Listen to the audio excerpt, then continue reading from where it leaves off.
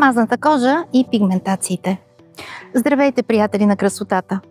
Днес избирам да се снимам в един красив парк, радвайки се на огромното количество маргаритки, които са се появили на поляната, защото пролетта провокира цъфтеж. Пролетта е сезон, който създава радост за много хора. Към мен обаче в този момент идват писма на хора, които не се радват толкова много на пролетта, защото са силно притеснени от пигментациите. Избрах да направя това видео тук, до една статуя, която сякаш олицетворява настроението на хората, които са тъжни, защото появата на пигментации през пролетта им нарушава настроението. Сега ще прочета едно такова писмо, което пристигна към мен и което много ясно обобщава сякаш цялата категория проблеми на хората с мазна кожа, които имат страдания с пигментациите. Моля, препоръчайте ми слънцезащитен крем, подходящ за мазна кожа. Искам да има висок фактор, за да предотвратя появата на кафяви петна по челото. Казва дамата. До сега съм използвала различни кремове, но нито ме предпазват от пигментации, нито ми понасят добре. Това е написала дамата, но всъщност нейният въпрос обобщава огромна категория въпроси, които идват към мен в този сезон на годината. Ще разделя отговора си на 3 части. Първо, до края на видеото ще можете да разберете, ако сте с мазна кожа, каква би била причината, за да се появяват пигментации всяка година. Има ли шанс това нещо да се промени? Второ, ще разберете дали слънцезащитният продукт е в основата на това да реши проблема пигментации при мазна кожа. И трето, ще ви дам отговор на това какво е нужно да знаете за кожата, ако сте с мазна кожа, какво е нужно да правите в подхода си към ежедневната рутина, за да можете и да направите правилния избор на слънцезащитен продукт, с който хем да можете да осигурите спокойствие на кожата, без да излизат пигментации, хем да можете и да не страдате от мазнина, комедони, тир ефект. Най-често срещаният проблем при хората, които са с мазна кожа и правят пигментации всяко лято, е използването на антиакне продукти, които са имали за цел да обезмазнат кожата.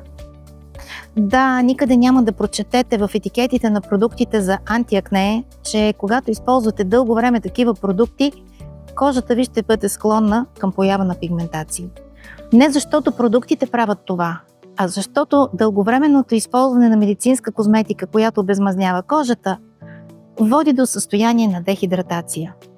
Когато кожата е дехидратирана, на нея и бива отнет един много важен жизнен фактор. Тя не може да изпълнява мисията, за която е създадена, мисията на защита. За да може кожата да изпълнява мисията на защита, на нея е важно да има много надеждна и много добра хидратация. Елементите на защита се случват в хидратиращата кожа. Само когато има достатъчно влага, тя може да изгради антибактериална реакция, може да изрази правилна реакция към UV-лъчение и да осъществи адаптиране на кожата към промяна на околната среда, което да не е травматично и да не се изявява в козметични или медицински прояви, каквито са възпаленията и зачервяванията, например. Когато кожата е дехидратирана вследствие на лечение, вследствие на третиране с антиакне продукти, най-често хората, които имат такъв казус, мазна кожа или кожа склонна към акне, или пък е била акнична кожа лекувана, самия подход към тези проблеми, медицински подход, създава дехидратация в кожата. Втория важен момент. Ако вашата кожа е била повече от 2 години с пигментации, ако сте имали 2 слънчеви лета, в които са се появявали пигментации, случило се и още нещо.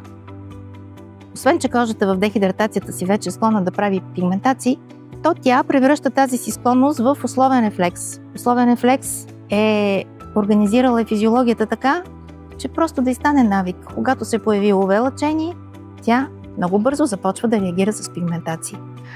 Да, нашето тяло прави това, нарича се хомеостаза.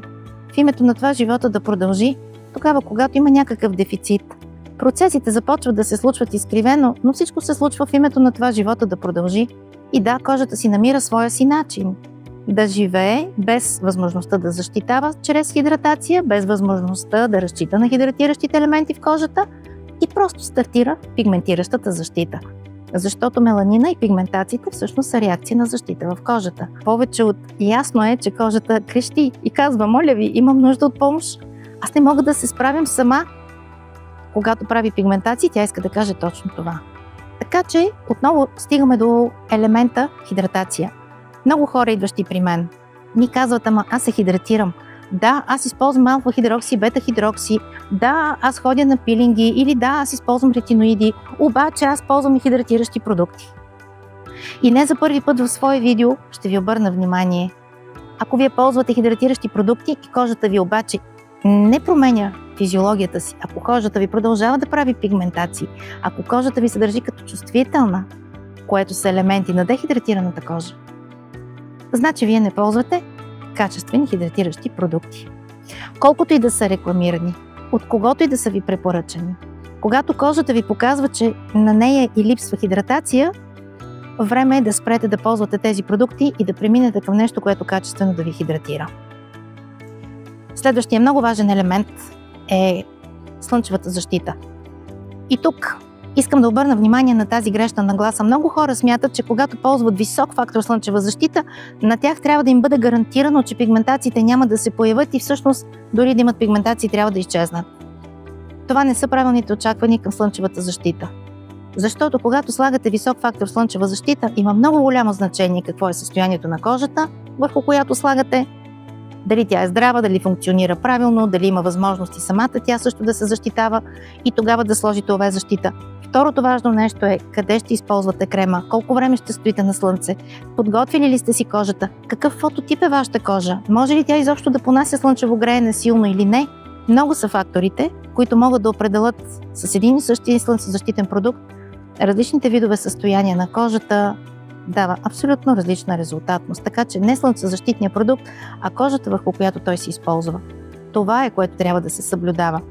Моя подход винаги е базиран на това да дадем на кожата здраве и тогава да се питаме какъв да бъде допълнителният продукт или какво още е необходимо да направя за кожата. Но когато слагате слънчева защита върху кожа, която е в дефицит, която е болна, която не функционира правилно, дори най-качественият и най-силният слънцезащитен продукт няма да бъдат решение за вас.